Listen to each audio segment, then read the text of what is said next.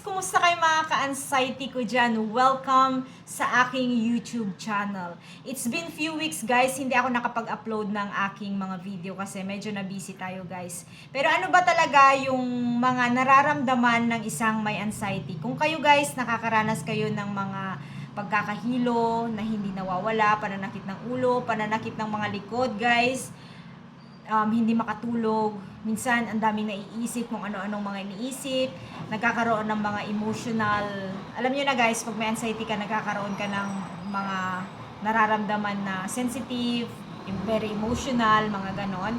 Kung nakakaranas ka guys ng anxiety, na katulad din namin, hindi kayo guys nag-iisa, okay?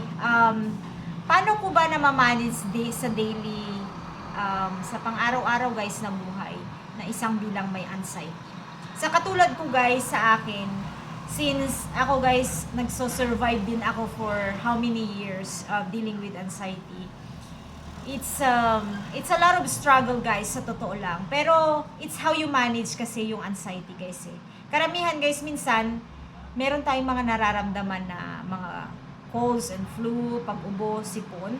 Minsan guys, lalabas din yung anxiety pagka meron kang mga, alam niyo na guys, sa panahon ngayon, usong mga ubot, sipon, lagnat, lumalabas din yung anxiety natin. So, pagka nakakaranas kayo guys ng mga pag-ubo, pagsipon, o kung may iba kayong nararamdaman and then lumalabas din yung anxiety nyo at the same time, medyo challenging siya.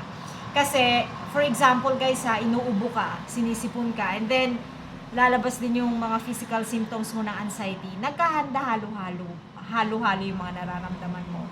Paano ba na ma-manage pag mga ganon? Sa akin guys, nagpo-focus muna ako kung paano gamutin yung ubot sipon, okay? Pag may ubo ka, sipon ka, then you have to take medicine or kailangan mo ng mga home remedy, ganon, ginagawa ko yun guys. And then kailangan mo din i-deal yung mga sintomas mo ng anxiety at the same time. Kasi usually guys, pag meron tayong nararamdaman, lumalabas yung anxiety natin. Katulad na lang na pag sa mga babae, nagkakaroon ng menstruation. And then, may menstruation and then meron lalabas yung anxiety symptoms natin.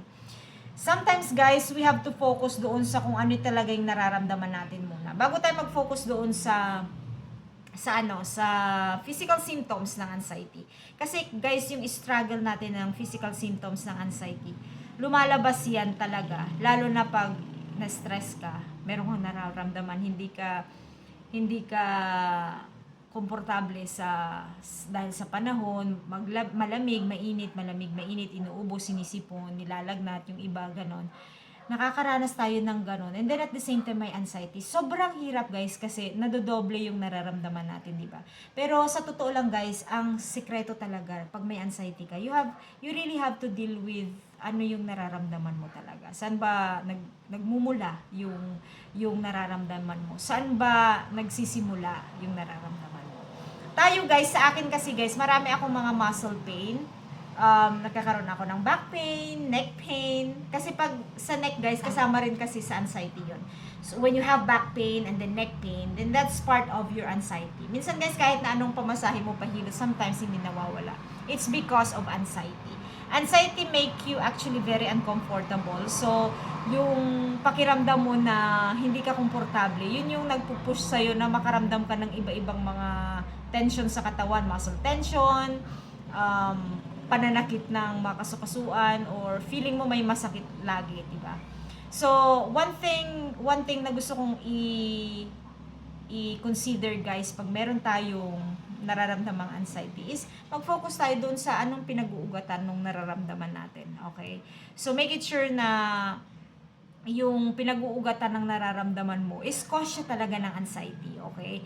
And then, if it's not, then find yung way kung paano gamutin. Okay? So, and then first of all guys, when we are dealing with anxiety, sometimes kasi, kahit na hindi ka nai-stress, meron kang physical symptom of anxiety. Anxiety can come back and forth, okay? Kahit na hindi ka nakakaranas ngayon ng physical symptoms, eventually makakaranas ka. And that's part of yung how you cope up with anxiety. That's part of dealing with anxiety. And that's normal guys ha, para sa mga alam na kung ano yung anxiety. Pero pag bago-bago ka pa lang sa physical anxiety, physical symptoms ng anxiety, medyo struggle talaga guys. Kasi it's very uncomfortable. Hindi komportable yung katawan natin. Yung actually yung daily life natin, it's hindi siya normal. Okay? But then, we have to accept na we are dealing with anxiety. Acceptance is very, very important guys talaga when you are dealing with anxiety. And that's the same thing with the people who are struggling with depression. Depression, medyo very sensitive siya kasi yung emotion talaga very sensitive talaga sa mga taong may depression. Together with anxiety guys, sometimes we feel lonely, di ba? Ewan ko kung kayo, madalas kayong nakakaranas ng ganun. But when I started dealing with my anxiety guys, dati nakakaranas ako ng a lot of loneliness, a lot of parang nagiging, sabi nila, dramatic ka or very emotional ka. But that's normal sa mga taong may anxiety.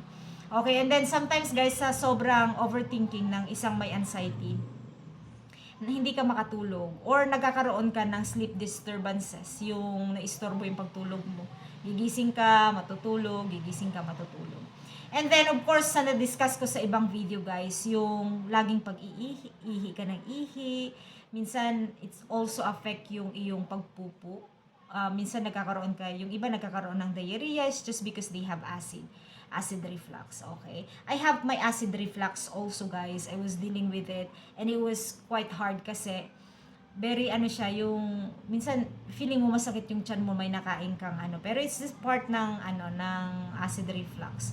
So when you have acid reflux, make it sure also to check yung yung mga kinakain natin. And then also you have to check sa doctor kung ano yung mga prescription na kailangan mong i-take, okay? And then, of course, you have to help yourself at home kung ano yung mga hindi dapat kainin, mga hindi dapat inumin.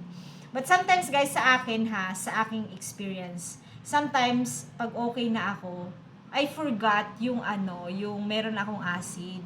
So, sometimes, I still eat yung mga normal na kinakain ng ibang tao. Pero, the most important, guys, is yung isip talaga natin. Yung isip natin lang talaga ang the best na makakatulong talaga sa atin. Aside of course yung mga daily practices natin guys, na wag tayong higa lang ng higa, wag tayong nagmumukmuk lang. Pero napaka-importante guys yung mag-isip tayo ng mga bagay na positive. Kahit na may mga times na medyo nagiging emotional tayo, nagiging negative tayo, we have to help ourselves to be positive in a way na makakatulong talaga sa recovery ng anxiety. If you are dealing with anxiety, kung ikaw nakakaranas ka pa ng anxiety, physical symptoms guys, that's normal. We are also dealing with anxiety, pero parang ini-ignore na namin. At the same time, we try our best to cope up with all the physical symptoms, right? They can come back pag na-stress ka ulit, but it's part of yung recovery. Still part of recovery. Yun yung tinatawag nilang setbacks. When they say setbacks, they come back, but then alam mo na kung ano yung gagawin mo the next time.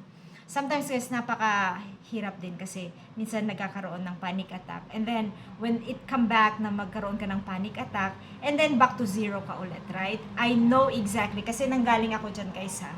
Yung parang back to zero ka. But then, you learn from your experience. So, when you learn from before na, gawin mo na yun na paraan para makakope up ka sa mga susunod pang mga journey mo sa anxiety. Anxiety, guys, is napakahaba ng explanation talaga niyan eh.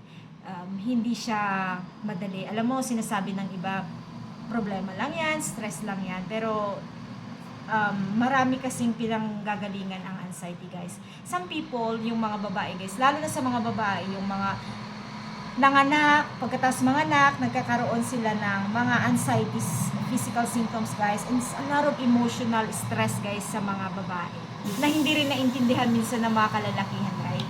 Pero paano natin i-manage yun? We have to deal with our own. Okay, we don't rely sa ibang tao, sa mga mahal natin sa buhay kasi it's not them. They can support us, pero it's us kung tayo talaga yung pinaka number one na gawa ng paraan. Okay, yung Diyos tutulungan ka, pero you have to find a way also how you cope up with your anxiety.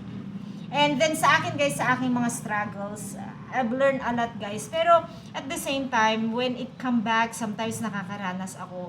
Minsan nakakaranas din ako ng mga parang back to zero. And it's really hard guys. Alam ko yun, back to zero ka ulit.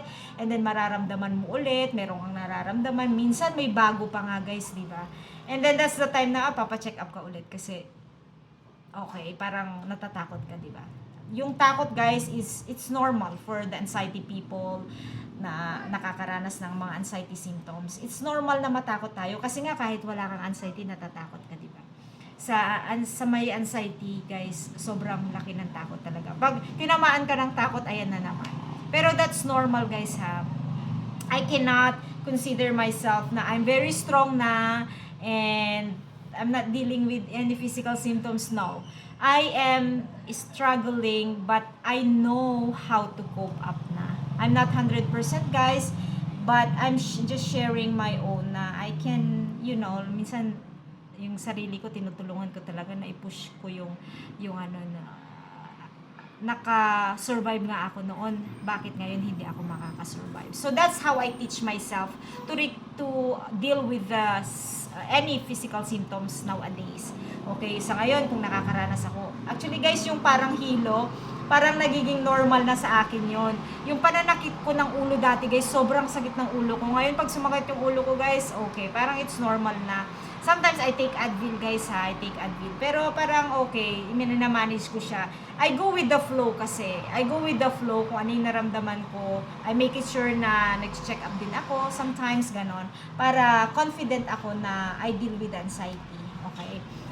It's very hard guys to I know na yung iba nakakaranas talaga ng anxiety symptoms na katulad natin. Pero a lot of iba-iba tayo guys eh. Iba-iba. Yung iba ang hirap huminga, ang hirap talaga guys huminga no pagka may anxiety ka. Naranasan ko talaga yan. At minsan guys pag kinabahan ako, nagulat ako, nakakaranas pa rin ako ng ganun. But it's just anxiety guys no. Wala kang sakit sa puso or anything. Kasi na chest x-ray ka nga eh, di ba walang lumabas.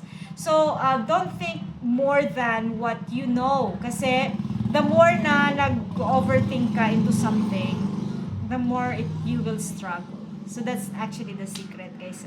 The more you think, the more you look forward, the more you struggle. Okay? Sometimes you face kung ano lang yung nandito ngayon. Kung ano yung today natin. You overthink of tomorrow, it makes you stress. And that actually, I've been there. Nakaranas ako ng ganyan guys.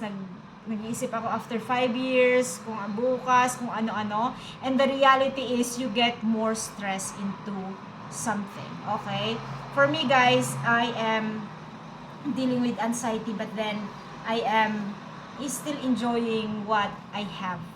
Kung ano ang meron ako ngayon. Yung importante guys kasi, importante talaga ngayon hindi yung mga material na bagay. You enjoy the moment for yourself. That's very important. Enjoy the time with your family, with your loved ones.